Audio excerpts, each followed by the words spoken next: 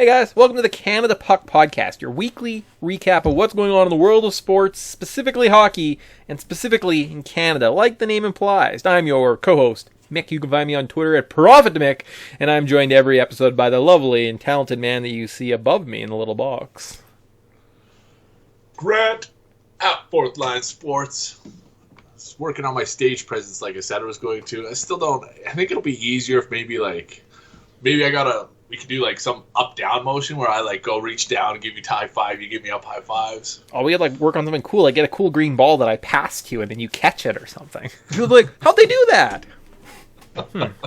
Magicians / podcast hosts. Yeah, we do illusions, not tricks. Tricks are things whores do for money. Jesus fucking Christ. All right, if you're new, we're going to run around the NHL, kind of wrap up, or keep you up to date with big headlines that are going on from the standings. We've got some fantasy advice, some gambling advice. That's our show, so it's exciting stuff. And we're not whores. We're illusionists. All right. We will make your money disappear in our better advice segment. I'm really good at that. I think everyone kind of figure how that trick's done. That illusion's done. So we go right to it. We're just flying into it today. Sometimes we have banter. Apparently no banter today.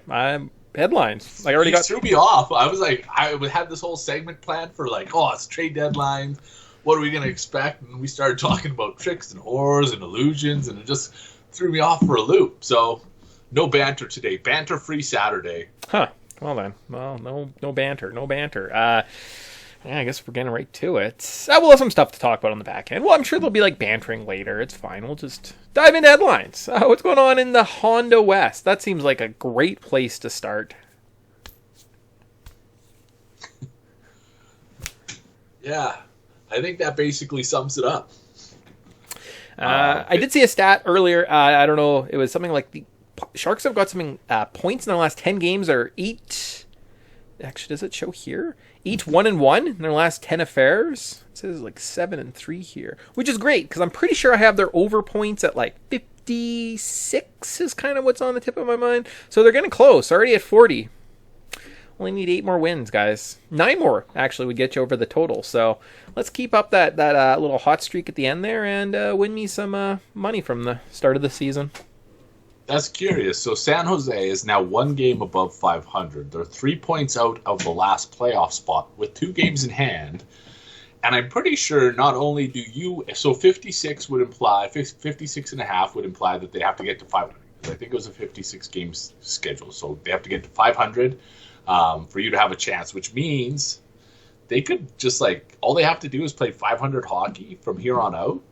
Not only will you win your overbet and start clawing your way back up to neutral, but that also aligns with my projections where I think San Jose to finish 4th in the NHL West.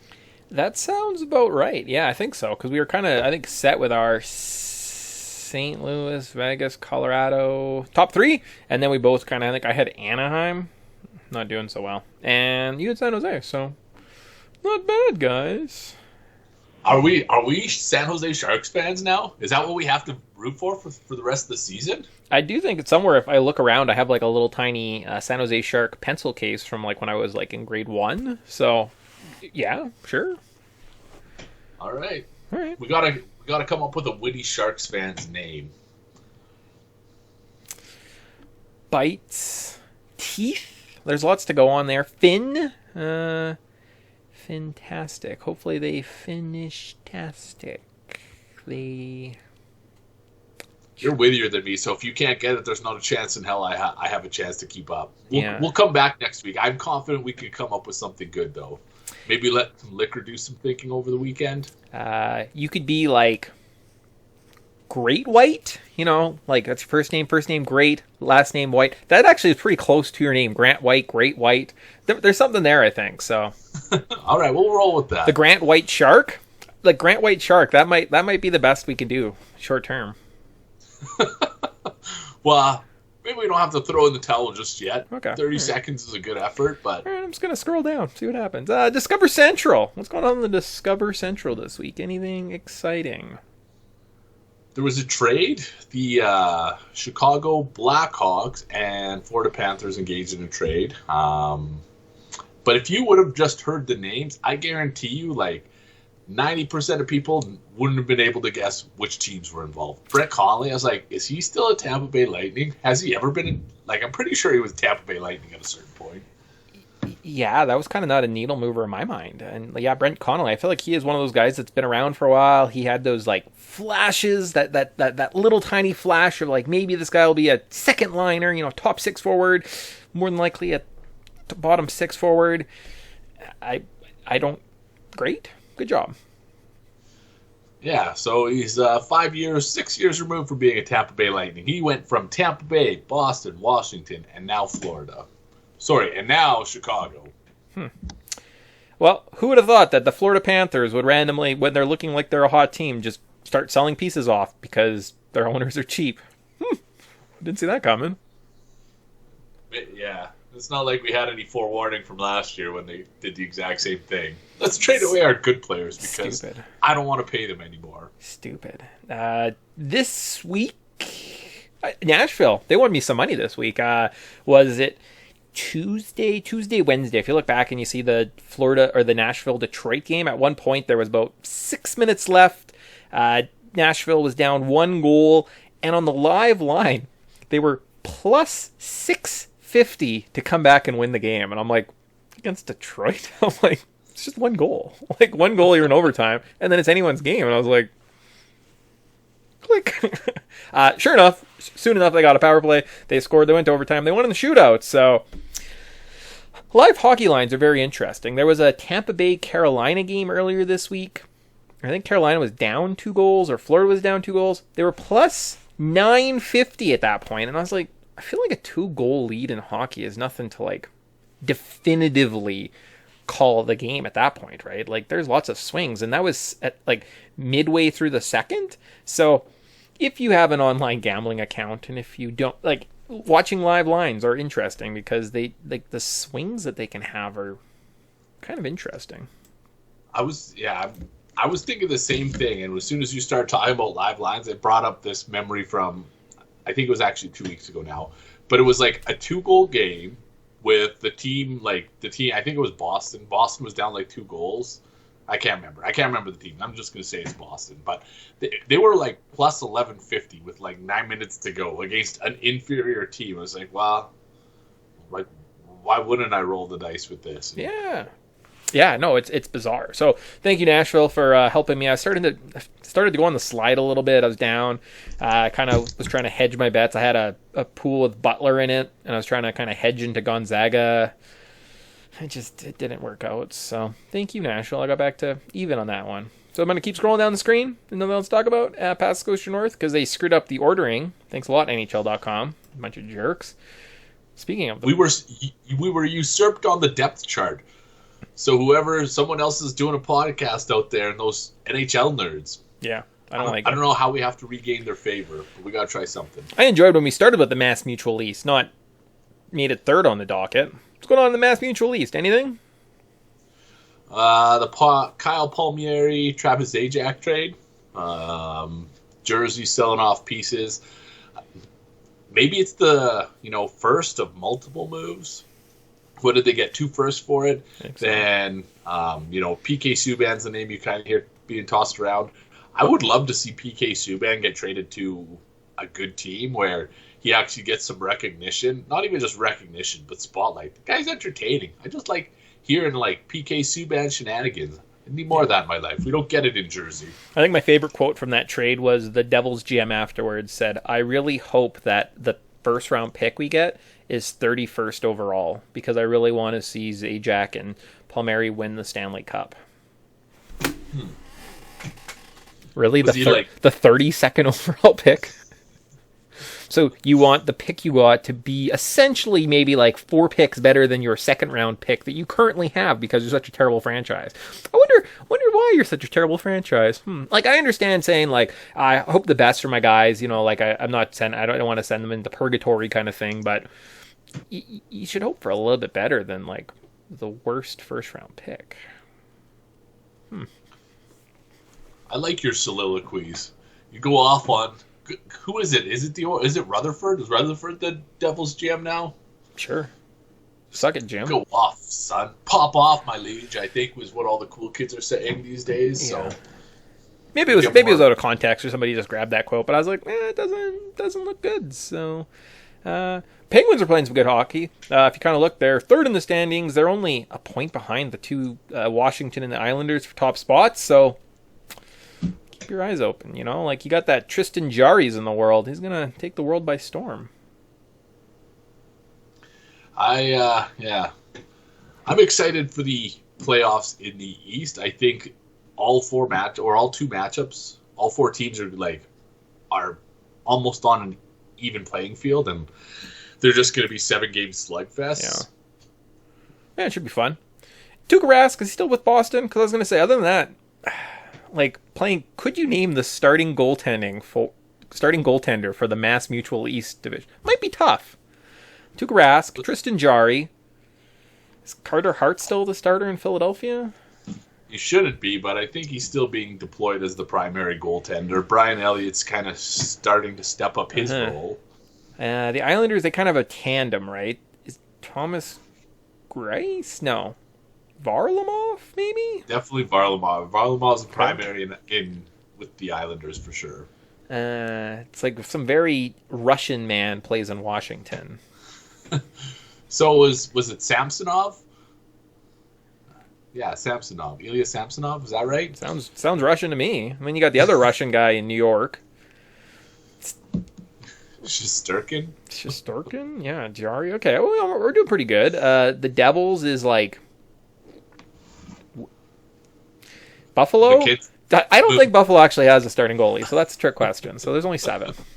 So Mackenzie Blackwood and Linus Ullmark. Linus Ullmark kind of been like the only bright spot for the Sabres. You should see his metrics. He's got like a 92 save percentage. He's saving like 10 goals above average.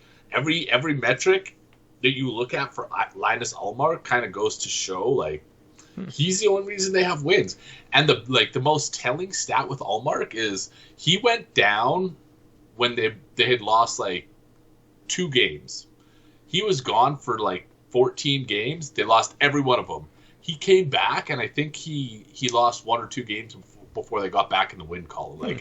Linus Ullmark is the Buffalo Sabres. I did not expect to end that segment on Linus Ullmark, but we did it. So on to the Scotia North, though. What you all came for, the best division in all of sports. It's an all-Canadian hockey division, and it's a thing. It's a thing for sure. So headlines, if we start at the bottom of the standings and work our way up, we get to talk about our dear, dear friends, the Ottawa Senators, who are bottom of the standings. How'd they do this week? They were the 1-3, 12 goals for, 14 goals against.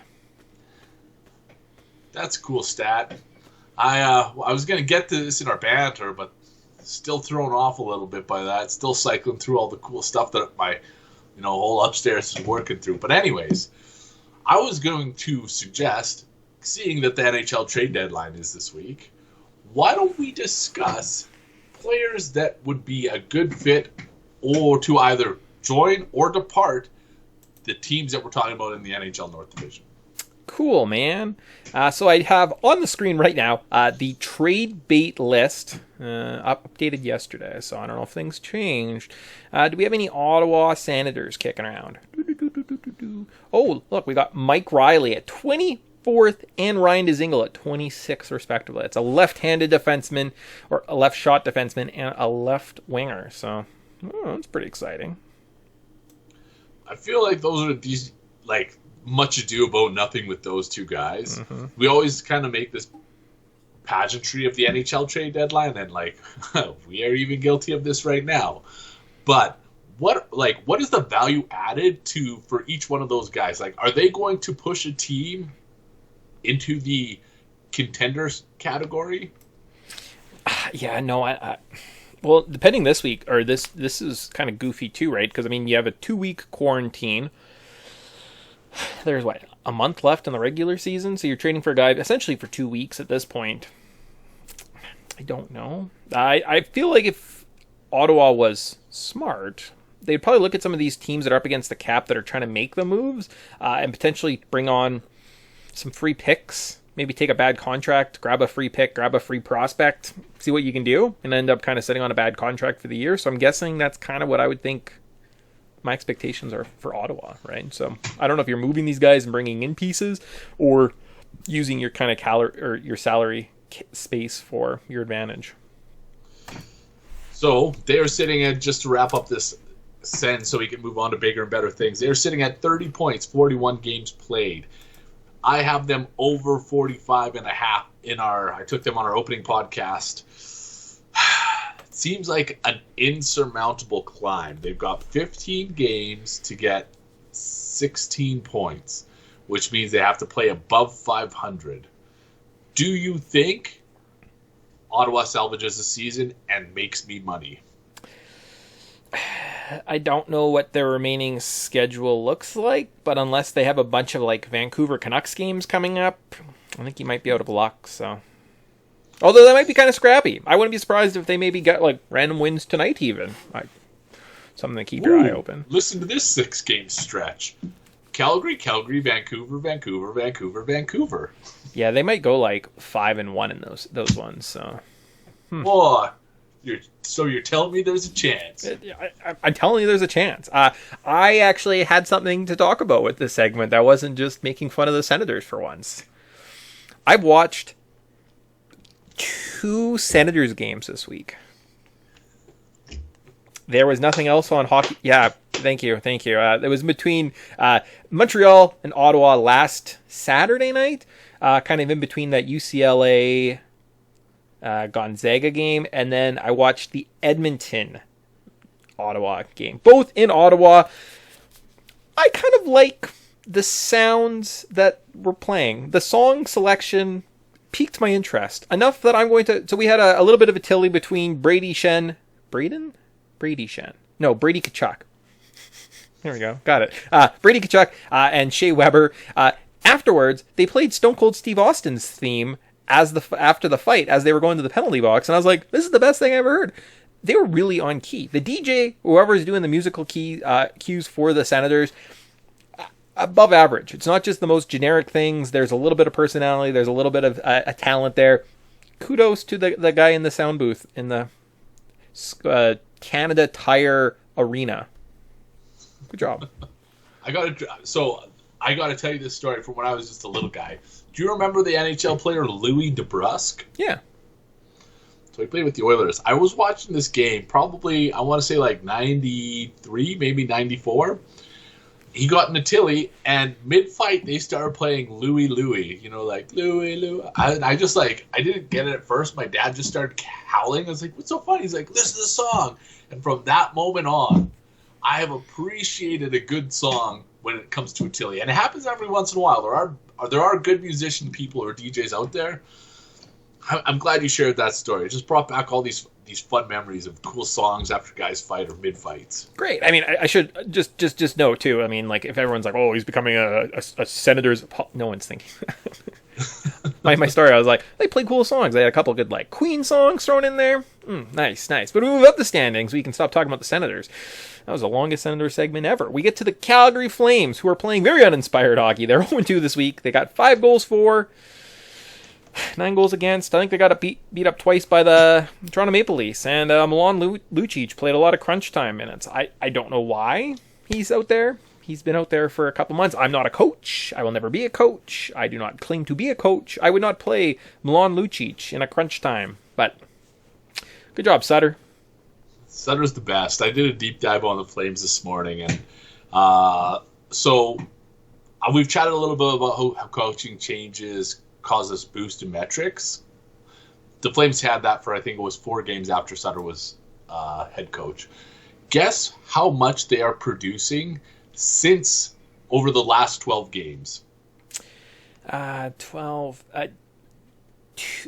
They must have like 2.9 goals again. Goals for. Something like that? That makes sense? So, that could be, from a production standpoint, they are averaging 6.5 high danger chances per game. So, not only that, but they're averaging fewer than 20 scoring chances. I think it was like 19.6. Something like that anyways. So, not only are they, like, not as good defensively, but they have, like, mortgaged their offensive future. And now, Sean Monahan and Johnny Gaudreau have played a combined 32 games. I think it was 32 games. 32 games, maybe it was 34, under Daryl Sutter. Guess how many combined points they have? 10. Close. It was 12. They have 6 points each. Like, I don't know how long they're going to let this Sutter experiment go on, but it's not working. Like, it is so evidently not working. Yeah. Yeah, no, it's not inspired hockey. If we pull up the trade bait list, we got David Rittich at 18, and then we got Sam Bennett at 33. So they might have some pieces to move out. I think they're probably 7 games. What's that? 8 points out of a playoff spot at this point. I kind of feel like they probably should look at selling. So I have a wacky idea on this one. I think that they should trade Johnny Gaudreau. Yeah. There's, like, if they're planning on, I think Sutter's brought on for this year next. Like, I think I don't know why I have it in my head that it was a 2-year contract they brought him in on. But, like, you're getting nothing out of him. He's doing nothing. If I'm Johnny Gaudreau, I'm pissed off. I'm asking for a trade. And there are so many teams who understand his value, who obviously are buying low on a guy, but they'd still be willing to pay the prospect plus pick. Like, I guarantee you, like, 25 out of the 30 NHL teams would be willing to make that trade. I can't see what number that is. I just 6.7 for the next 2 years. Yeah, I agree. If you're going to move on from the core, I kind of think you look maybe say, okay, we're keeping Chuck. He's kind of got those intangibles, and then kind of just move on, right? Like, I think it's kind of ran the course, and I like it. I like moving on from Monahan and Gaudreau at this point. It's sorry, Calgary Flames, but you suck. You know, so I ref hockey. I was so grateful that I'm not reffing this year because everybody's a Calgary Flames fan. We just hear all the excuses and, like, I know fists would be thrown. Like, I wouldn't be able to just contain myself. Like, the Flames need to move on. It's time for them to just fucking pack up and start over because it's done. It's not working. And now you get Markstrom for the next 6 years. Like, fuck, good job. Way to think that one through, Flames. Yeah, well, and, like, that's the problem is you've got this like high-end goalie signed for the next 6 years, and you're going into a rebuild, so you're never really going to be able to properly tank and, like, finish in the bottom. And you've been searching for a goalie for the last 6 years when your team was actually maybe had some type of, like, semblance of potential. So really planned that one out well. Nicely done. On to number 5, though. You got the COVID Canucks. They didn't really do much this week. They're all just quarantined. Going to try and finish the season strong. Cool. Did they end up playing? I know they had originally targeted the 8th. I don't. This is how much I pay attention to the Vancouver Canucks. Did they play on the 8th? Because that was the original date that they were scheduled to come back. No, I think they've got, like, more cases popping up this week. Yep, definitely postponed on that day. Postponed again today. Yeah. Well, R.I.P. in peace.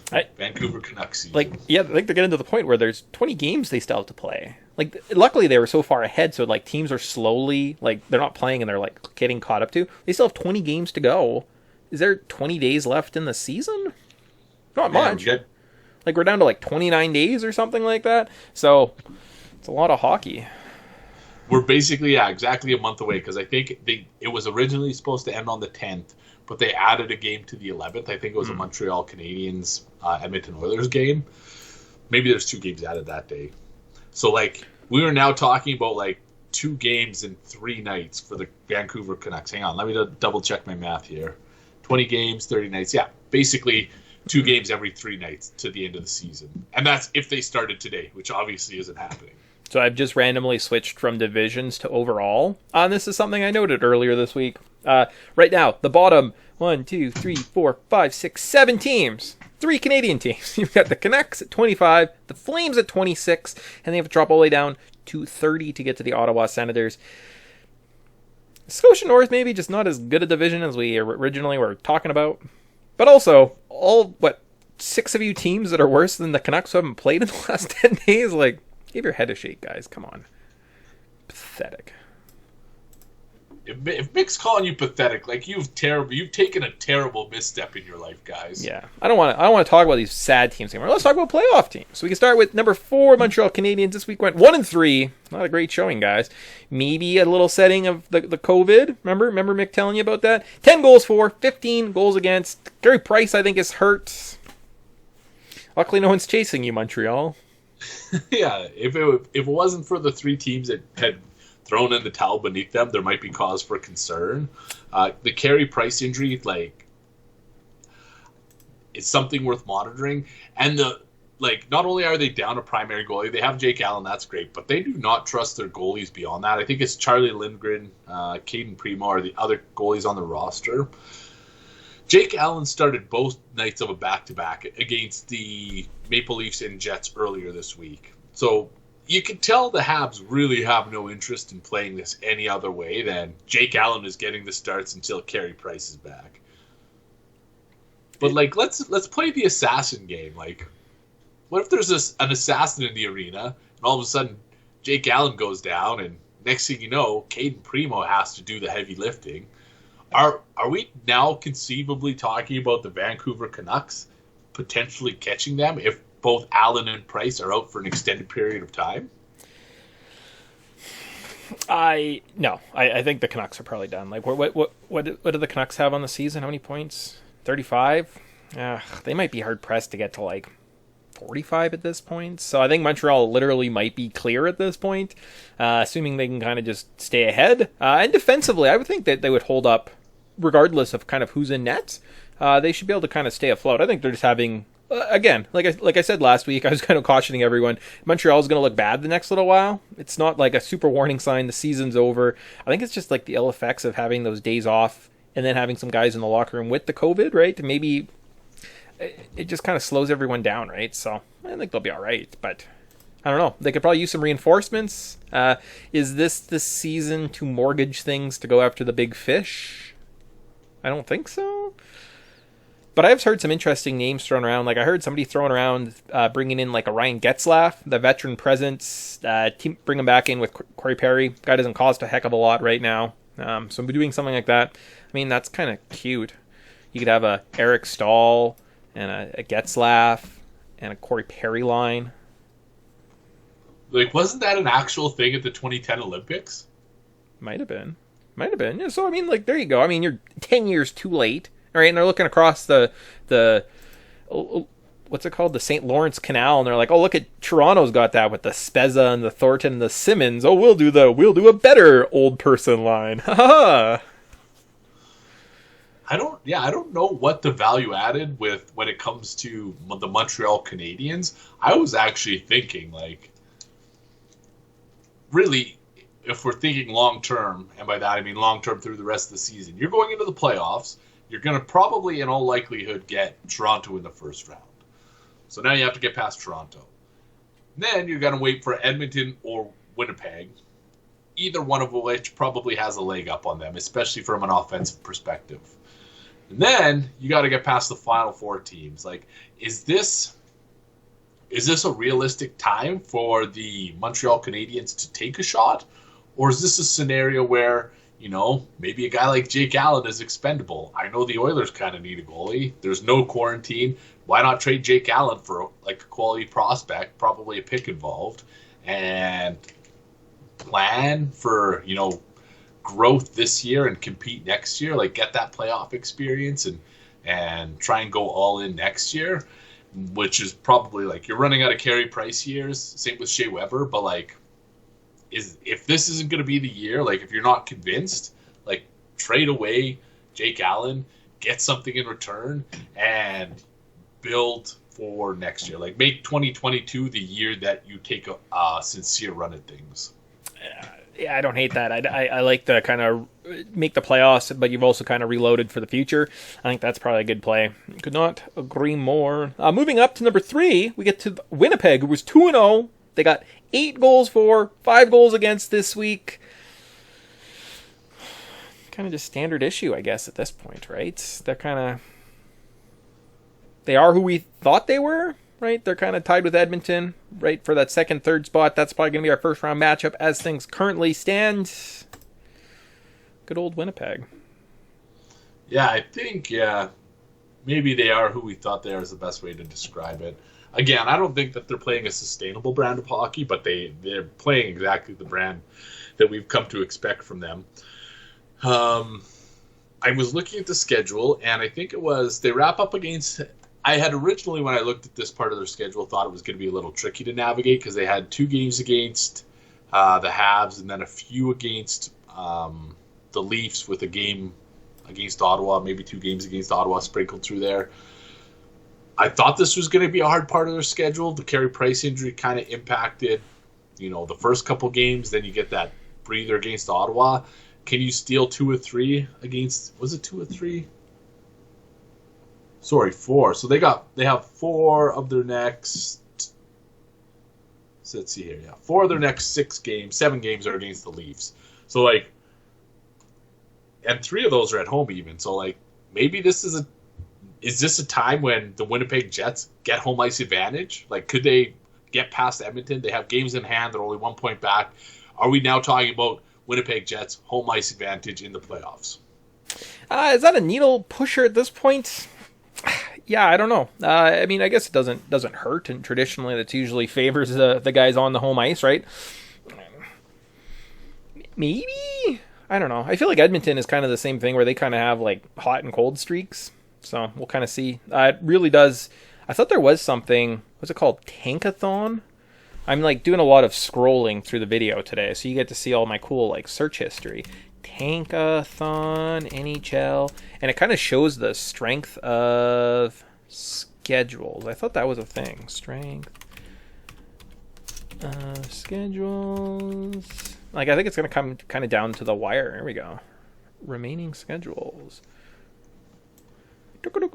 Where are the poor little... So as of right now, looks like Edmonton is towards the bottom. They're below the Leafs at 22nd overall. And the Winnipeg Jets are only at 22nd overall, so the top 3 guys look like they have the hardest schedule going forward for the rest of the Canadian squads, basically because they beat up against each other, and they don't have a lot of games against the Senators left. So, well then. Winnipeg. Oh, actually, that's a lie. Senators do have a lot of games against, or the Jets have a lot of games against Senators. Yeah, I think Senators do get second. And if you said that, I clearly wasn't paying attention, so I apologize. You mean Jets get second, right? It'd be great if the Sens made a run up the standings. But... Yes, the Winnipeg Jets, are going to play the Senators a lot, which means they get second. So, there you go. And now, what I was going to mention, or I'm glad we finally got there, Winnipeg's not a road team. If they have home ice advantage against the Oilers, I would say in all likelihood, or we should at least see that line will be very close to a pick-em. I would say that the Jets should probably be favored. 4 games at home compared to, trying where you get the lineup matchups against McDavid and company. I don't know. I personally would think that the Jets would be favored in that scenario. Yeah. But Blake Wheeler is now out, so that is, I think he's out, some sort of injury. Who do the Winnipeg Jets target to replace him? Do they bring somebody in, or do they just say, you know what, fuck it, we got enough depth, we're not worried about it right now? Well, that was actually the thing. I'm sorry if I seemed slightly distracted. I saw that, I want to say Brandon Montador was traded to the Panthers. I got a notification on my phone, and then I accidentally deleted it rather than looking it up, but I don't know what was going the other way. So that's what I was doing. I was distracted. I was actually doing something productive, and I was just thinking that back-end piece, I'd be curious to see kind of what Montador cost, because, again, there's that extra piece on defense that the Jets could have used. But looking kind of through this list, I don't know. For some reason, Nick... I know they just traded with Columbus. They sent the Lines that way, so I might be a little gun-shy to do it again. And lots of the top forwards here you are seeing, the David Savards. Maybe a guy like a Mike Hoffman. Just that extra kind of depth piece in the forward group, I don't think hurts, right? Kind of those bigger bodies, like a Nick Foligno. I feel like Nick Foligno plays a similar game to a Blake Wheeler, maybe a little bit less skilled. But bringing in kind of those, leaders, those grit guys, might be something they want to, go for. Swing for the fences. I guess that's an important point because they kind of have missed those playoff intangibles. They did like Blake's it, but other than him, I can't really think of. Especially maybe it's a back end move. Like they need somebody who is going to be the X factor. You know, somebody who's not afraid to cross check you in the teeth. Yeah. That's what I'm picturing in a playoff. Like I want somebody who's going to cross check a guy in the mind, sit for 2 minutes, come back out and do it again just to prove a point. Like. That's what the Jets need. I think so. And then there are comparables. I know we talked about them a little bit, and obviously my mind was really focused. This is going to be even more focused now on this next one. This Edmonton Oilers, they're second. They went 2-0-1 this week. 9 goals for, 6 goals against. They swept the Ottawa Senators. So, good job, Edmonton. We are going to see them enter a correction phase. And by that, what I mean is we have seen them overachieve relative to metrics for too long. They have gone, I want to say it was like 8 games, maybe 7 games where they haven't attempted more than they didn't get to double-digit high danger chances, something like that anyways. I looked into it last night, after a few beers, so my memory's a little foggy. Thanks for nothing, Pilsner Raquel. Anyways, they have overachieved substantially. They are underproducing relative to season-long metrics. And not only that, but they've been propped up by, like you mentioned, this week's schedule. They have another game against the Flames tonight. They're going, and this will be their 7th road game in their last 8. Again, a little fuzzy.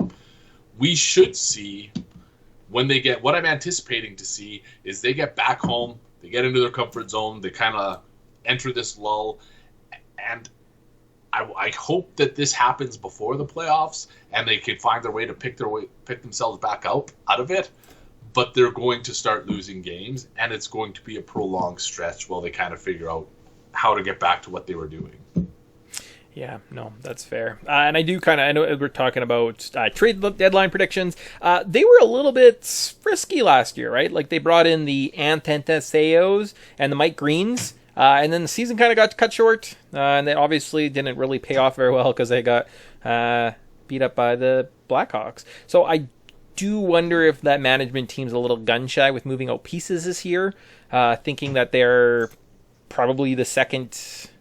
It's a coin flip at this point. If they're the second best team, they're probably going to be in the at least division semifinals. Maybe even division finals at this point, right? So I don't know if we're seeing big moves from the Edmonton Oilers. What do they need? Because it does seem like they need so many little pieces throughout. Unless they're making half a dozen trades, I just don't see that happening, right? What they need to do is they need to bring in a goalie. They need a young goalie. I know that they've been linked to Columbus with Elvis Merzlikins, or I think it was Merzlikins. They were most interested in, at least based off stuff that I've been reading. Koskinen for Merzlikins would be a great deal. I was thinking, and I kind of mentioned it, I think in passing, Jake Allen would be an absolutely outstanding fit for the Oilers. He doesn't have to play the primary goalie role. Like it could be a 1A, 1B with Mike Smith, and Mike Smith's been playing dynamite hockey. And then that gives you a cushion in the playoffs where you can run with whoever's hot. Do you want to go with Mike Smith? Is he stopping, like, his pillow's working? Perfect. Go with Mike Smith. If not, Jake Allen, as we've seen in Montreal, can step in and be a stopgap. And not only that, but we've seen him in playoff times in years previous where he has been a difference maker. So I wouldn't be surprised if they do try to make a move. I'm not saying Jake Allen's a guy they go after, but I wouldn't be surprised if this is an in-season move where they just try and shore up their goaltending because they're confident. Nurse has been playing great. Obviously, no concerns with their top line. They're getting that depth scoring. Devin Shore, for some reason, scored a shitload of goals the last week. Like, good for you, Devin Shore. Every time I look, I'm like, ooh, Edmonton up 1-0. Devin Shore? How did Devin Shore score? But I think he's got, I want to say, at least 2 goals in his last couple or 3 or 4 games. So maybe that's just because they were picking on the Senators and he got to play against some AHL caliber players. But like depth scoring is going to be something that I think might surprise some people because we're starting to see it already. And their back end is kind of sneaky good. And now it's really just a matter of, do we have confidence in our goaltending? And for me right now, it's no. I don't think Koskinen is going to step in if Mike Smith falters. make a play now. Don't wait till the offseason. Like, you're wasting Connor McDavid's good years. Fuck it. Just bring somebody in, whoever you can, who's going to be an improvement on Koskinen. There you go. I hear there's a guy in Buffalo, Linus Ullmark. He's pretty good. So, and I don't know what they're asking for their players, because apparently they're sending Brandon Montadors down to Florida for no reason, and doesn't show up on trades anyways. Anyways, off to the top, tippy top of the ladder. These guys have been perennial first place in the Scotia North most of the season. There was a little bit of things got close, but then they pulled away. Your Toronto Maple Leafs, they went 2-0. They beat up the Flames twice, 9 goals for, 5 goals against. Oh, little Toronto. Yeah, this was a team that benefited from like a goalie stepping in, because I don't know if when Frederik Andersen comes back, the starter's crease is his. At least if I'm, Chief Keefe and I'm looking at this team, how they're playing with Soup in front of them, like, there's not really any chance that I put Frederik Andersen in net. Like, I'm not risking the chemistry of what's going on with this team and how well they're playing to get a guy who's formerly been the starter back in the starter's net. Yeah, it's going to be kind of interesting down the little wire. And I mean, if you do not get a smile on your face listening to the Jack Campbells go off, or like watching him post game and stuff like that, and get all teary eyed going 10-0 this season, you're a heartless monster. Like, independent of how you feel about the Toronto Maple Leafs, it's good feel good story. He seems like kind of a fun loving guy. Guys want to play for him, and that's a big part of it too, right? Like, if the guy in net's a bit of a dickhead, you're gonna be like, man, I'm not gonna try so hard on that back check, right? So, but when it's a good guy in net, you want to see good things. So, yay, Soup. So you're saying we shouldn't care about Frederik Andersen because he's a ginger, if I'm understanding correctly. I didn't say it directly, but indirectly, you could read my words and say that. So, I definitely read between the lines. Yeah, don't worry. Yeah, acquiring Brandon Montour. That's it. Nothing. Oh, for a 3rd round pick. There you go. So you got a right-handed shot defenseman. Now, metrics. There's some guy on Twitter here. Brandon Montour has just been absolutely atrocious. He does play in Buffalo, but a third round pick for this guy. Brandon Montour, and he's like 15th, 3.8. He's 26. All right. Well, anyone that needs a defenseman, Winnipeg. Looking at you. Yeah, that's kind of anything else with the Leafs.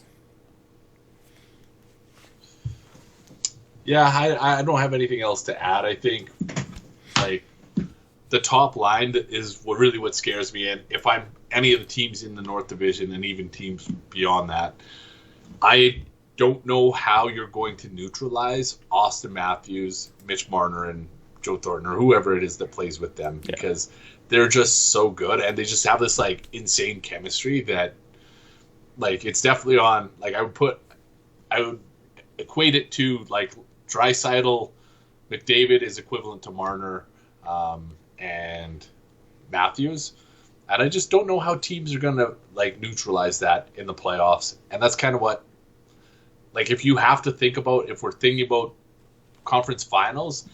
Playing in Toronto, which line, or like how do you not get exposed by that line? And I don't have the answer. Like, I don't know what team strategies are going to be when you put either one of those lines in the position, like offensive zone start and a bad icing. Like, how do they not score goals? So I don't know.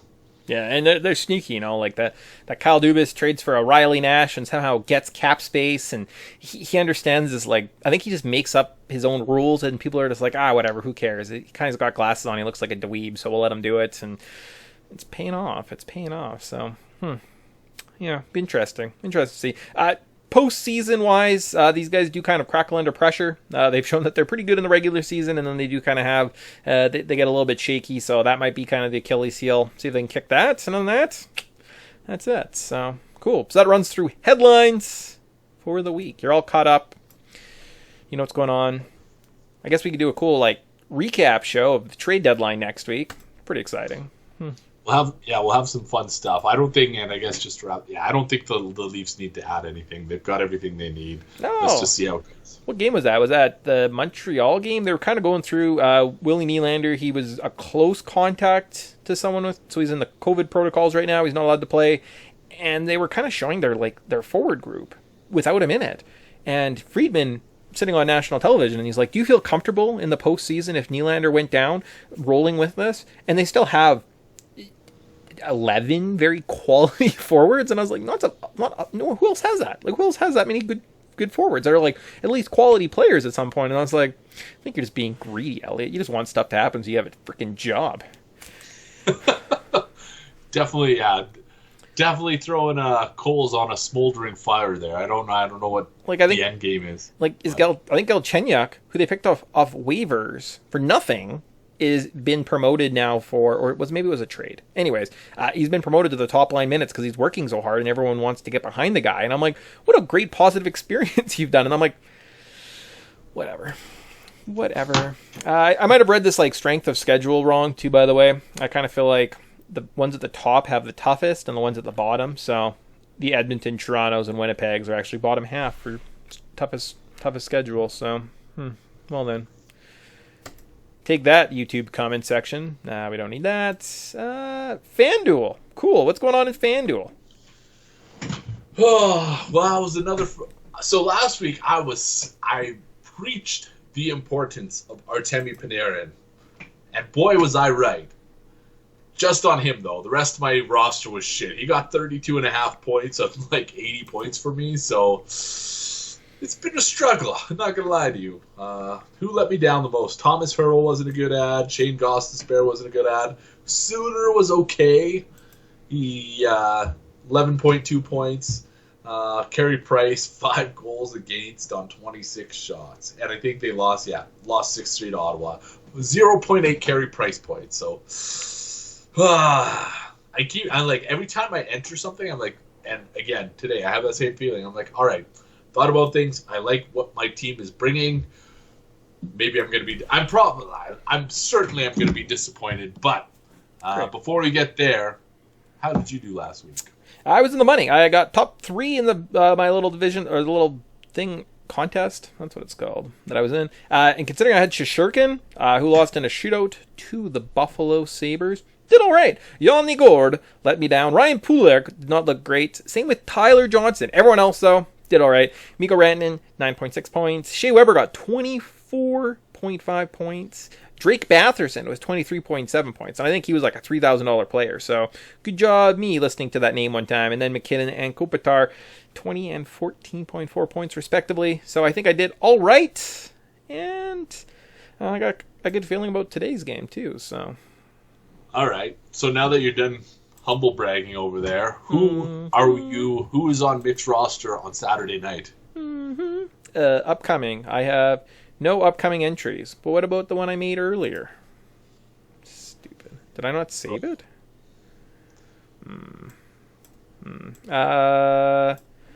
Maybe my contest didn't happen? I don't know. See what happened. All right. Well, I'll take the lead on this one then.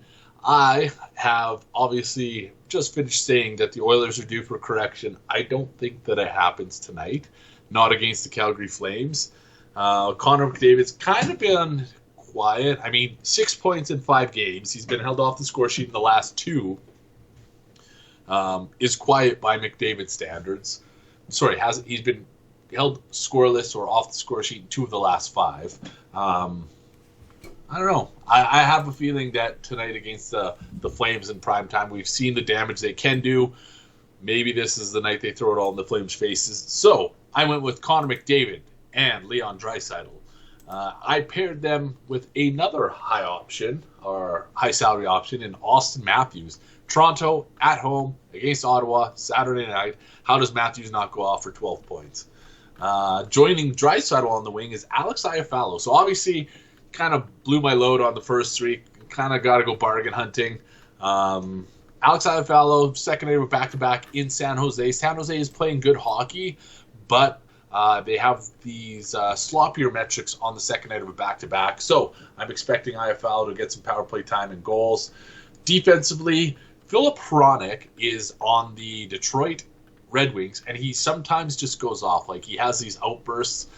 Carolina Panthers are a team that likes to play offensive branded hockey, so I wouldn't be surprised if, one, Hronek gets in front of a few shots, and two, makes his way onto the score sheet with a couple power play points. Same with, I went to Ryan Suter last week. I'm going back there. Same reasons as LA. It's a second night of a back-to-back. They got absolutely shit-cranked last night, 9-1. It was the first time in 7 games that the St. Louis Blues allowed fewer than 10 high danger chances. So and that's been the trend this year. The trend, like last night, was the exception, not the rule. So I'm expecting a big offensive performance from the Wild tonight, and Suter as a primary defenseman will hopefully get a few of those points. Joining them in utility roles, Nikolai Ehlers. So Winnipeg Jets, for some reason, are underdogs. We'll get to that later. Against Montreal in Montreal. $6,700 salary, power play time. This guy has a good history against Montreal, so I'm riding Ehlers. Tyler Johnson. I know that Nashville's a defensive-minded team. Tampa Bay is playing in Nashville tonight. The salary he carries is $3,600. Like, that seems really inexpensive for a first-line guy who gets power play minutes. So maybe I'm thinking that this is a steal, but there's something that's priced into this that I don't know about. But Tyler Johnson at $3,600 just made sense. And I've kind of embraced this part about me when it comes to FanDuel lineups, and that is I just like to go dumpster diving for goalies. Like, I like to find the $6,000 goalie who nobody's going to own but still going to get the win. I think Jonathan Bernier is that guy tonight. So, Philip Hronek, obviously, and I'm kind of employing your strategy where you could pair the defensemen and the goaltenders. Hypothetically, more defensive points should correlate with better defensive or better goaltending metrics. So Jonathan Bernier, $6,600. I could see Detroit, and you mentioned it earlier, Detroit just kind of throws maybe that was off air that we had that conversation. They just kind of have this way of throwing wrenches into people's plans. And, I think tonight they get into Carolina's plans. I don't know if you got this notification. Devin Dubnyk was just traded. Devin Dubnyk was just traded. No, I did not get that. Huh. All right, well, that changes my strategy. So my original lineup, which did not have enough entries, so I had an email at 12 o'clock saying, oh, sorry, we canceled your content for your show. Great, awesome. I think I had Bobrovsky, because I do like the Florida over Dallas. I know we're kind of getting to that witching hour where the game already started, so that's exciting. Really hope there's like a 3-0 lead for Florida. It really makes me feel good about myself. I threw Dubnyk randomly as my goalie in that San Jose LA game later tonight, so might need to change that. But if we kind of go away from that goalie, the rest of my lineup, I've had success in the past. I think McDavid, he likes to shine on the big stage. He doesn't like the Flames. Him and Leon, stack those guys as kind of your utility, or one centerman or maybe two centermans. I don't think that's terrible. I like the John Tavares Zach Hyman pairing at $6,500 and $5,000 respectively. It's not terrible. Jesse Pujarvi, you get just basically that whole top line for the Edmonton Oilers, but I don't think it's a terrible play. If you want to dump a good bargain player, we've got Josh Anderson, top line winger for the Montreal Canadiens, playing Winnipeg Jets tonight at $4,200. Which then you kind of just, what do you want? Mark Giordano, $5,300. Erik Karlsson, $4,700. Kind of pairs up, and I think that's all the money. Oh, I have an extra $1,000 based on this lineup, so in theory I could replace my Devin Dubnyk with something.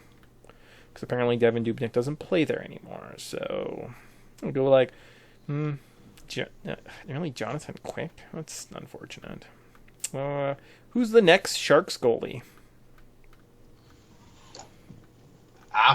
So Martin Jones, Devin Dubnyk. I don't know if we could barely get through the starters in the NHL East. Now you want me to name you the third goalie from a team in the worst division? Martin Jones. I feel like except I guess unless Martin Jones played last night and picked up the win, right? Let me just double check that for you. Yeah. Anyways, I like San Jose tonight. I like that. I'm just going to kind of ride the hot hand. Again, kind of taking my my gambling advice, my Bettor Advice, mixing with my dirty fantasy. So there you go. So there's that. I do not know how this lineup's going to do, because I really don't want to spend like $10 to enter this random lineup. So we'll never know. We'll never know how I did. Here, hang on. You just enter in one of the 5-cent tournaments. Just if you're shooting from the hip, Yeah, there's got to be a 5-cent tournament. I'll hold on to this. I'll see if maybe I can like import, upload. Nah, that's fine. I'll just maybe keep track. You know what? At some point, I'll go back and I'll rewatch this part of the segment, see what it is, and tomorrow morning I can like kind of do a rough estimate of what everyone did. So, all right. Well, I don't even have to wish you good luck on this one because you got no skin in the game. Yep. I, on the other hand, stand to win tens of dollars. Yay! Cool. Now everyone's. Oh, that's not very good. 2-0 for the Dallas Stars. So I'm really glad I got Bobrovsky in there. Well then. Yeah. All right. So the last segment we have for you today is our Bettor Advice. We take 100 theoretical dollars. We've been kind of pushing it every week, seeing how much money we can walk away with. I am in a hole. I'm down like $600-700. I kind of fell down like 3 or 4, and then I just started kind of throwing poop at the wall. Hasn't stuck yet, so we'll go from there. You're not as bad as I think I have to double check something from a previous podcast, but I think you're only down about $550. And that's just based off of like some scribbled notes that I had, but I will double check the math. So you're not as bad as you think you are. How'd you do last week? I think I went 0-4. I got notes. Oh, look at that. That's cool. And a little book.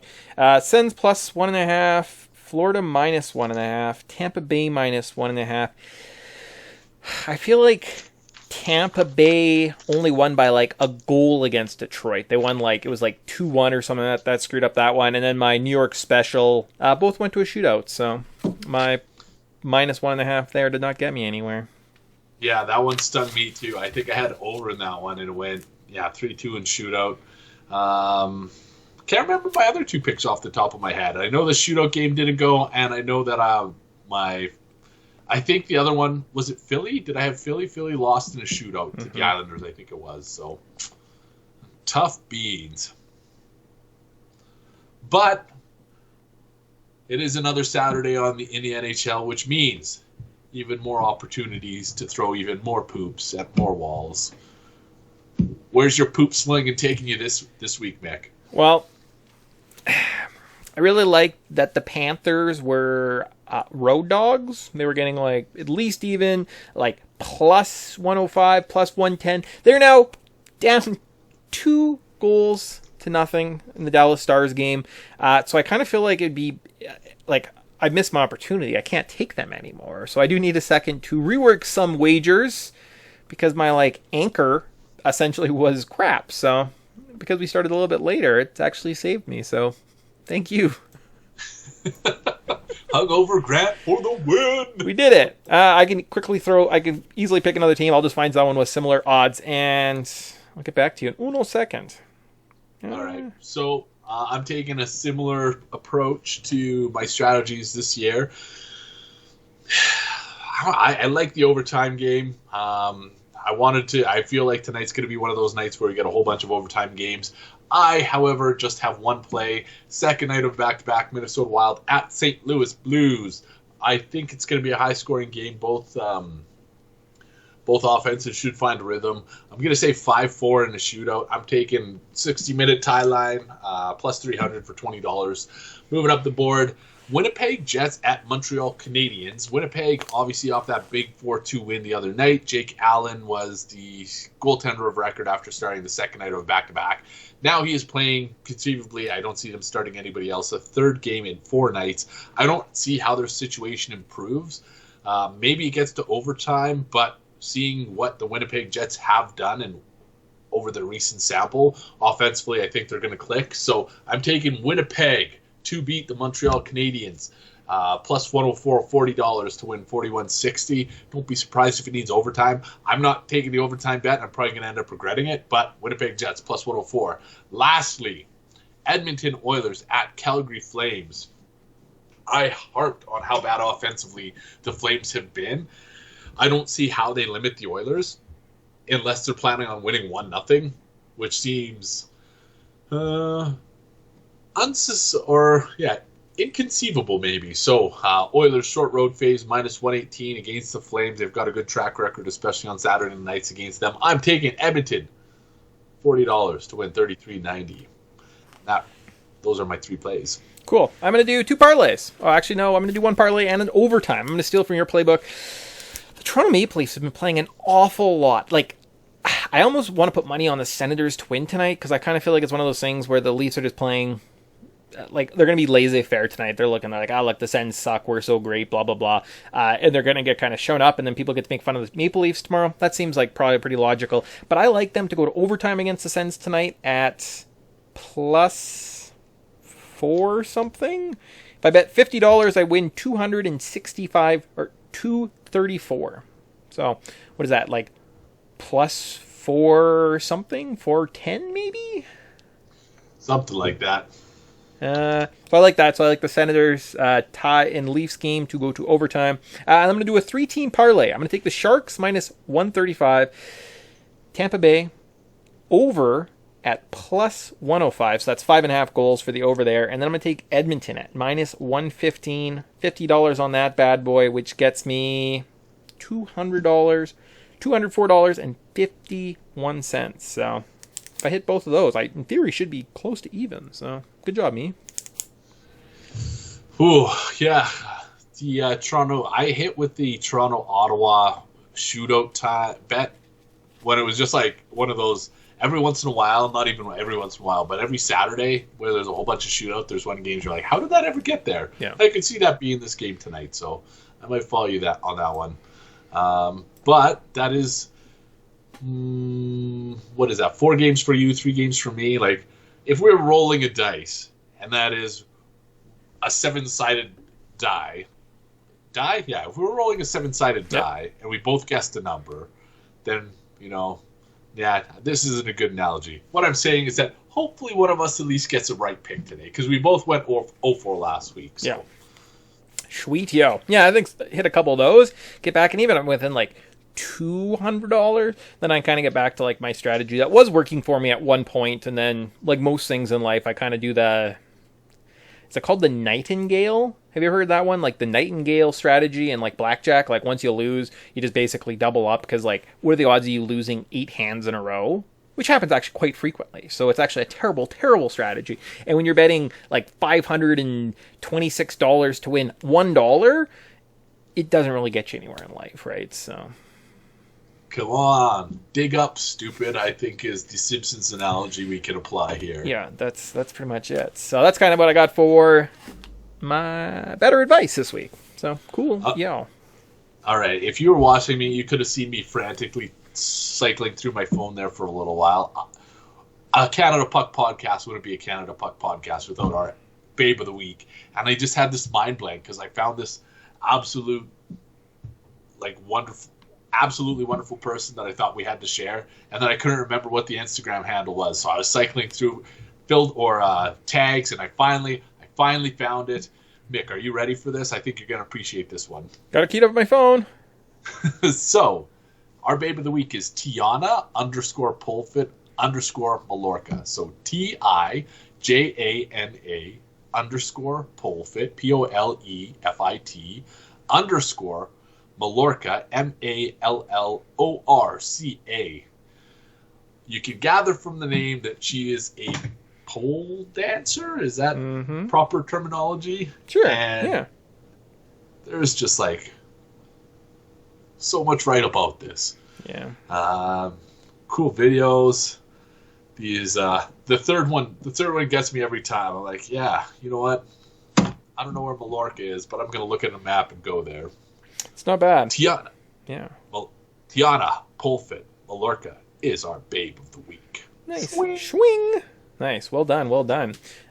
Shoot. While we were doing this, I was watching on my phone. I've been watching the stupid Sidney Crosby rookie card for like weeks, and I forgot. I missed it. Do you have any auctions I miss?